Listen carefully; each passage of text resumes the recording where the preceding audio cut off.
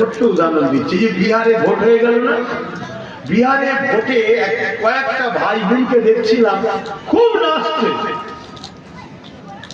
কিছুদিন পরে দেখছি আবার কাঁদছে। जिज्ञेस करते थे मीडिया की बात क्या बात है, कुछ रोज पहले आप लोग डांस कर रहे थे, बड़े बहुत बढ़िया डांस लगाते हैं, तो आज क्यों रो रहे हो?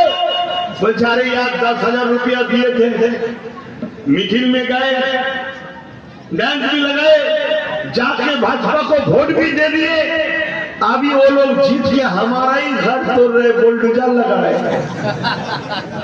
10,000 টাকা দিয়েছে, ভোট দিয়েছে, জিতে গিয়ে এখন ওদেরই ঘর ভেঙে যা 10,000 জায়গায় 1 লাখ টাকার জায়গা ঘর বাড়ি ভেঙে দিকে যাবে।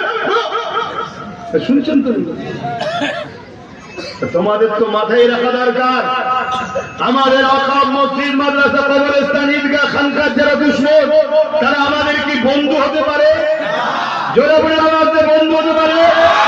তাহলে আমার মসজিদকে যে ভাঙছে, আমার কবরস্থান ঈদগাহ খানকাকে যে ভাঙছে, তারা আমাদের বন্ধু হতে পারে না। তাকে যদি আমরা বন্ধু হিসাবে মনে করে নিই, তাহলে মনে রাখবেন ওই সাপকে দুধ কলা খাইয়ে পুষার পরে যা হয় সেটা হবে। আজকে আমি জানতে চাইছি, কেন্দ্র সরকার রাজ ক্ষমতার জোরে, কোন ক্ষমতার জোরে? রাজ ক্ষমতার জোরে 2025 ওয়াকফ কানুন তৈরি করে আমার কবরস্থান, আমার মসজিদ, আমার মাদ্রাসা, আমার ঈদগাহ, আমার খানকাকে মিটাবার চেষ্টা করছে না, হ্যাঁ কি না?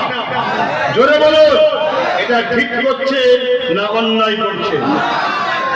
রাজ্য সরকার সেই কেন্দ্র সরকারের মসজিদ মাদ্রাসা কবরস্থান ঈদগাহ কালা কানুনকে মেনে নিয়েছে না লাইনে? ঠিক করছে না অন্যায় করেছে? এবারে শুনুন রাসূলুল্লাহর একটা হাদিস, মুসলমান যদি হও সব জায়গায় পাকামু করো, ইমানের জায়গায় পাকামু করতে যেও না।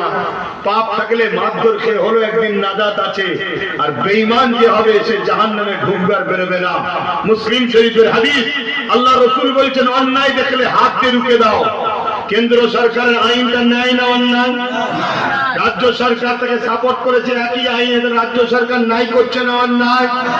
রাসূল বলছে হাত দিয়ে রুখে দাও। যদি হাত দিয়ে রুখতে না পারো মুখ দিয়ে প্রতিবাদ করো, যদি মুখ দিয়ে প্রতিবাদ করতে না পারো অন্তর থেকে ঘৃণা করে সরে যাও।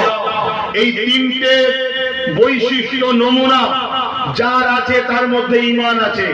অর্থাৎ মসজিদ মাদ্রাসা কবরস্থান ঈদগাহ খানকাকে কেন্দ্র ও রাজ্য সরকার মিটাতে চাইছে। তোমরা যদি এই দুই সরকারের বিরুদ্ধে হাত দিয়ে লড়তে পারো, ঈমান তোমাদের প্রথম স্তরের নমুনা। যদি হাত দিয়ে প্রতিবাদ